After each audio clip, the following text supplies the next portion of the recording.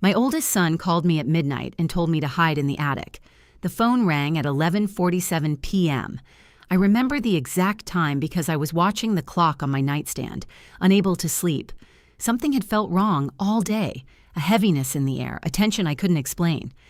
When I saw Daniel's name on the caller ID, my heart jumped.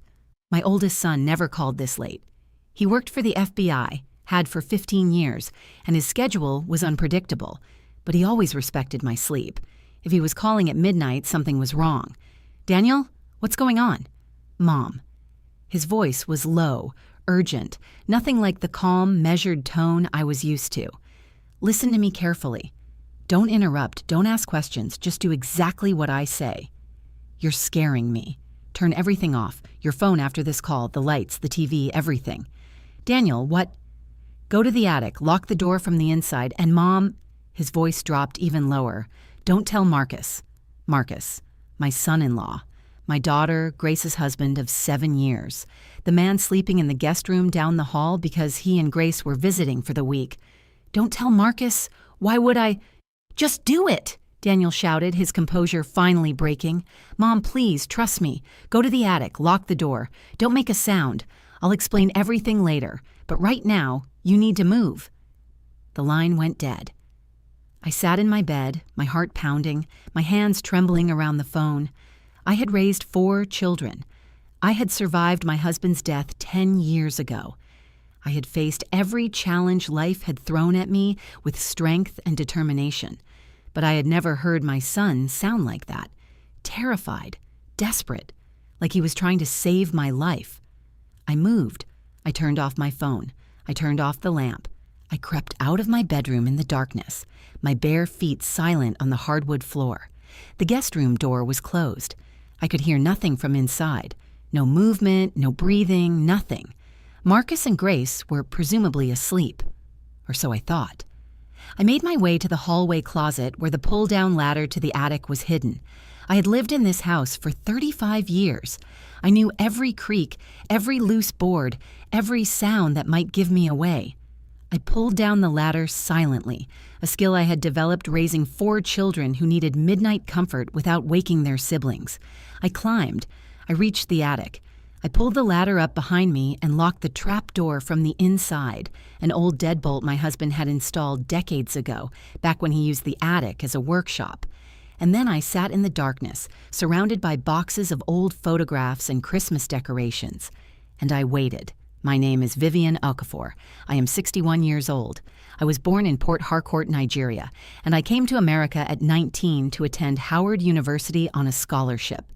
I met my husband, James Morrison, in my sophomore year. We married after graduation, built a life together in Baltimore, and raised 4 children, Daniel, Grace, Thomas, and little Sarah, who we lost to leukemia at age 7. James died of a heart attack 10 years ago. Since then, I have lived alone in the house where we raised our family, a 4-bedroom colonial in a quiet suburb, surrounded by neighbors I have known for decades. I am not a woman who scares easily, but sitting in that attic, hearing my son's voice echo in my mind, I was terrified. "Don't tell Marcus." Why would Daniel say that? Marcus had been part of our family for 7 years. He had met Grace at her law firm. He was an accountant, quiet and steady, the kind of man who balanced checkbooks for fun and remembered everyone's birthday. He was good to my daughter, attentive, supportive, or so I had always believed. I sat in the darkness for what felt like hours. In reality, it was probably 20 minutes before I heard the first sound. Footsteps coming up the stairs, slow, deliberate. Not the footsteps of someone going to the bathroom or getting a glass of water. The footsteps of someone searching. I held my breath. The footsteps stopped outside my bedroom. I heard my door open. A pause, then movement. Drawers opening, closet doors sliding, the sounds of someone going through my things. My heart was pounding so hard I was certain it could be heard through the floor. I pressed my hand over my mouth, forcing myself to breathe silently, forcing myself not to make a sound. The footsteps moved down the hall. To the bathroom. The linen closet. Thomas's old room, which I had converted into a home office. They were searching the entire floor, and then they stopped directly below me. directly beneath the attic trapdoor. I could hear breathing now, heavy, frustrated breathing. Someone looking up, perhaps wondering if there was another space to search. A long pause, then a voice. "She's not up here." Marcus. My son-in-law's voice, but different, harder, colder. Nothing like the gentle man who called me Mom and brought me flowers on Mother's Day. "Check the basement," another voice responded. A voice I didn't recognize, a voice that was in my house at midnight working with my son-in-law to find me. Footsteps retreated down the stairs. I sat frozen, my mind racing, trying to understand what was happening. Marcus was searching for me, with someone else, in the middle of the night, and my FBI agent's son had known it was going to happen. What had I missed? What had I been blind to for 7 years? I had to see. The thought came unbidden, irrational, dangerous, but I needed to understand. I needed to know what was happening in my own house. There was a crack in the attic floor, a small gap between two boards that I had always meant to fix but never got around to. It was near the edge of the trapdoor, positioned directly above the upstairs hallway. I crawled toward it, moving inches at a time, terrified that any sound would give me away. I reached the crack. I looked down, and what I saw made my blood run cold. Grace was standing in the hallway. My daughter. My beautiful Grace, who I had raised from a baby, who had graduated top of her law school class, who had cried at her father's funeral and held my hand through the darkest days of my grief. She was standing in the hallway, and she was holding a gun. Not pointing it at anyone, just holding it, casually, like it was the most natural thing in the world. "She has to be here somewhere," Grace said, her voice carrying clearly through the crack in the floor. "Her car is in the garage. Her purse is in the kitchen. She didn't leave." "The attic?" Marcus suggested. "There's a lock on the inside. If she's up there, we can't get to her without making noise. The neighbors would hear." "So what do we do?" Grace was silent for a moment. "We wait. She has to come out eventually. And when she does..." She didn't finish the sentence. She didn't have to. My daughter, my own daughter, was planning to kill me. I pulled back from the crack, my entire body shaking. This couldn't be real. This couldn't be happening. Grace loved me. She called me every Sunday. She visited every holiday. She had sat beside me at her father's funeral and promised to always take care of me. But she was downstairs with a gun, waiting for me to come out, waiting to... I couldn't finish the thought. I pressed my back against a dusty trunk and forced myself to think. Daniel had known. Daniel worked for the FBI. Daniel had called me at midnight and told me to hide. Whatever was happening, my son had discovered it before it could happen. He had warned me. He had given me time. But time for what? I couldn't stay in the attic forever. Eventually, I would need water, food, a bathroom. Eventually, they would find a way in. And what about Daniel? Had he sent someone? Was help coming? Or was I alone, trapped in my own attic, waiting for my daughter and son-in-law to figure out how to reach me? The hours crept by. I didn't move. I didn't sleep. I just sat in the darkness, listening to the sounds of my house being systematically searched. At some point, 3 a.m., maybe 4, I heard voices downstairs, arguing. "We can't wait any longer," Marcus said. "If she called someone..." She didn't call anyone. I checked her phone before we came up. No outgoing calls after 10 p.m. Then where is she? "I don't know, but we need to find her before..." A crash. The front door being broken down. Shouts. "FBI, get on the ground! Now!" The sound of running footsteps. Screaming. More shouts. "Grace Morrison, you are under arrest!" "Marcus Chen, on your knees. Hands behind your head." More chaos, more noise. The sounds of my house becoming a crime scene. And then, finally, a familiar voice. Mom, it's Daniel. You can come out now. It's safe." I didn't move. I couldn't move. I just sat there, shaking, crying, trying to process what had happened. My son had saved my life, and my daughter had tried to take it. The arrest took hours. By the time Daniel finally came up to the attic, having identified himself to the tactical team and gotten permission to retrieve me, it was almost dawn. He climbed the ladder, unlocked the trap door from my side, and found me curled in a corner, wrapped in an old blanket that smelled like mothballs and memories. "Mom." He knelt beside me, his FBI badge still hanging around his neck, his eyes filled with a pain I had never seen before. "I'm so sorry." "Grace," I whispered. "She had a gun. She was going to—" I know, Mom. That's why I called you." "How did you know?" Daniel was quiet for a long moment. 2 months ago, I got assigned to a financial crimes task force. We were investigating a money laundering operation, hundreds of millions of dollars being funneled through shell companies. The operation was sophisticated, professional. We couldn't figure out who was behind it. He paused, running a hand over his face. "Last week, we finally got a break. A witness who was willing to testify. He gave us names, account numbers, dates. And one of the names was Marcus Chen, Grace's husband, your son-in-law." I felt like the floor had dropped out from under me. Marcus was laundering money? Marcus was the accountant for a criminal organization. He had been for 10 years, longer than he'd been married to Grace. But that's not the worst part. What's the worst part? Daniel looked at me with eyes full of sorrow. "Grace wasn't a victim, Mom. She wasn't an innocent wife who didn't know what her husband was doing. She was his partner.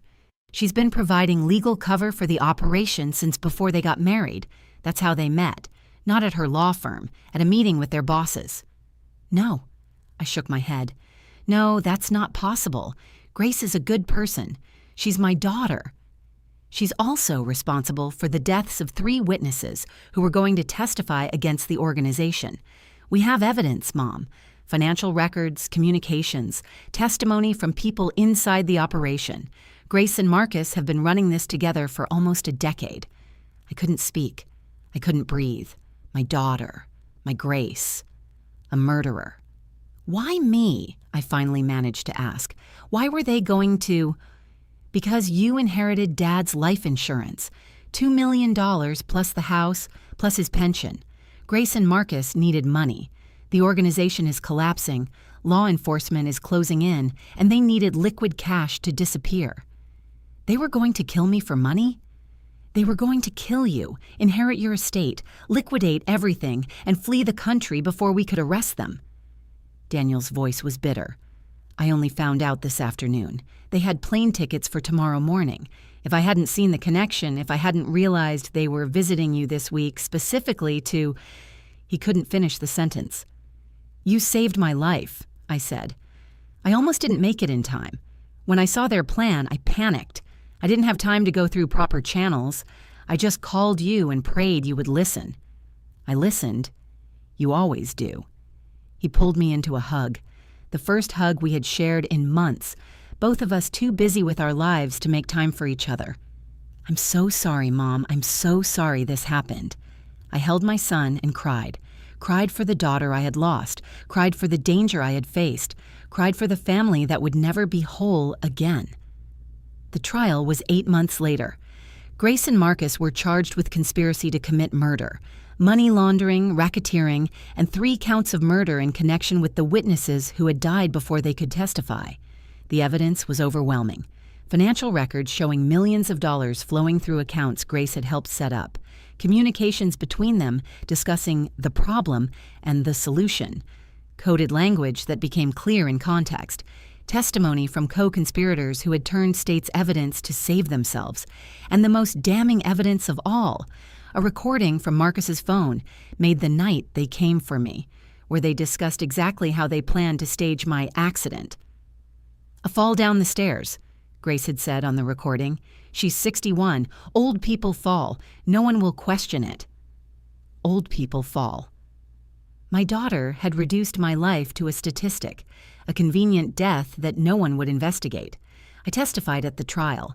I sat in the witness box, looked at my daughter across the courtroom, and told the jury what I had heard through the crack in the attic floor. Grace stared at me the entire time, not with remorse, not with shame, with hatred, like I had betrayed her by surviving, like I was the villain for not dying when she needed me to. I didn't recognize her anymore. The little girl I had raised, the woman I had loved, the daughter I had been so proud of, she was gone. In her place was a stranger with my daughter's face, a stranger who had planned my murder with the same detachment she probably used to file legal briefs. The jury deliberated for 6 hours. Guilty on all counts. Grace was sentenced to life without parole. Marcus got 45 years. They were both led out of the courtroom in handcuffs, neither of them looking back. I watched them go and felt nothing. Not satisfaction, not closure, just emptiness. The emptiness of a mother who had lost her child, not to death, but to something worse, to choice. Grace had chosen this path. Grace had chosen money over family. Grace had chosen to plan her own mother's murder.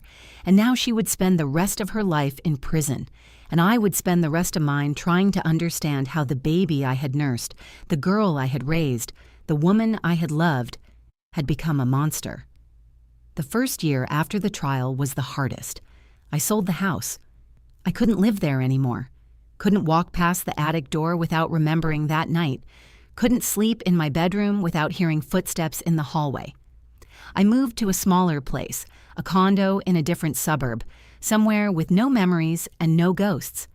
Daniel visited every weekend at first, then every other weekend, then monthly as life and work pulled him in different directions. He blamed himself, I knew, blamed himself for not seeing sooner, for not protecting me better, for not somehow preventing his sister from becoming what she became. "It's not your fault," I told him once, when he was apologizing for the 100th time. "You didn't make her choices. She did. But I should have known. I'm FBI. I investigate people for a living. How did I miss my own sister?" "Because you loved her. Because you trusted her. Because you never imagined someone you grew up with could be capable of this." I took his hand. "That's not a failing, Daniel. That's being human. It almost got you killed. But it didn't. You figured it out. You saved me. That's what matters." He didn't believe me. I could see it in his eyes. The guilt would stay with him, probably forever, just like the grief would stay with me. Thomas, my third child, took it hardest after Daniel. He had been close to Grace growing up, only 2 years apart, always together, best friends as much as siblings. When the news broke, he refused to believe it. He visited Grace in prison, convinced there had been a mistake, convinced his sister would never do what she was accused of. She told him to leave. She told him she didn't want to see him. She told him he was just like Mom, weak and pathetic. Thomas didn't visit again. He started therapy instead, working through the betrayal with a professional who could help him understand what none of us could understand on our own. How do you reconcile the sister you loved with the criminal she became? How do you mourn someone who's still alive? How do you forgive someone who isn't sorry? I don't have answers to those questions. I'm not sure anyone does. 2 years after the trial, I received a letter from Grace, the first communication she had attempted since her sentencing. I almost threw it away unopened, but something made me read it. Maybe curiosity, maybe hope, maybe the desperate belief that somewhere in those pages I would find my daughter again. I was wrong. The letter was 4 pages of justification. She explained that she had done what she had to do, that the organization would have killed her if she hadn't cooperated, that Marcus had forced her into it, that she was a victim, not a perpetrator. She didn't apologize for planning my murder. She blamed me for it. "If you had just signed over the house, like I asked 2 years ago," she wrote, "none of this would have happened, but you had to be stubborn. You had to hold on to everything Dad left like it belonged to you instead of his children. You forced my hand, Mom. You made this happen." I forced her hand. I made this happen. By not giving her my house, the house her father and I had worked 30 years to pay off, I had forced her to plan my murder. That was her logic. That was her justification. That was the person my daughter had become. I burned the letter, and I never opened another one. 5 years have passed since that night in the attic. I'm 66 now.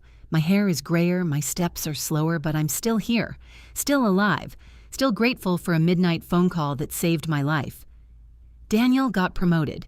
He runs a field office now, overseeing dozens of agents, putting away criminals every day. He says the work is his penance, his way of making up for missing the criminal in his own family. I tell him he doesn't need penance. He doesn't believe me.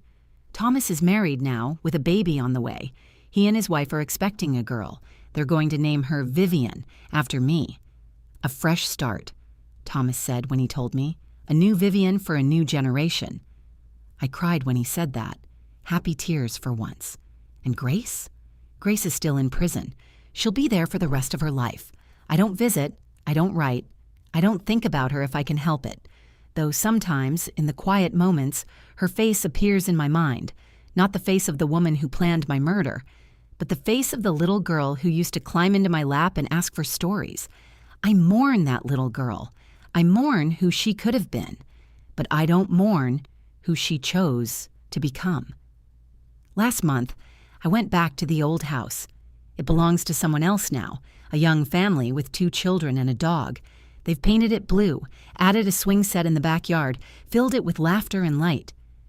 I sat in my car across the street and watched them for a while. The children playing, the parents smiling, the life that continues in spaces we leave behind. I thought about that night 5 years ago, the phone call, the attic, the crack in the floor, my daughter with a gun, my son-in-law searching for me. The moment I understood that the people I trusted most wanted me dead, and I thought about the choice I made, to listen to Daniel, to hide, to survive. I could have ignored him. I could have gone downstairs and confronted Grace and Marcus.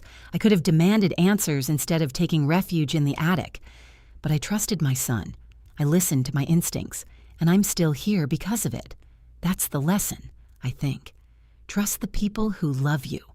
Listen to your instincts when something feels wrong, and never, ever assume that family means safety. Because sometimes the people who are supposed to protect you are the ones you need protection from. If this story resonates with you, share it with someone who needs to hear it. Drop a comment telling me where you're watching from and whether you've ever had to trust someone completely in a moment of crisis. Like and subscribe for more stories about survival, betrayal, and the strength it takes to keep living after everything you believed has been destroyed. Go to the attic. Lock the door. Don't tell your son-in-law. That's what my FBI agent's son told me at midnight. I didn't understand, but I trusted him. I obeyed. And through a crack in the attic floor, I saw something that made my blood run cold. My daughter, my own daughter, holding a gun, waiting for me to come out, planning to make my death look like an accident.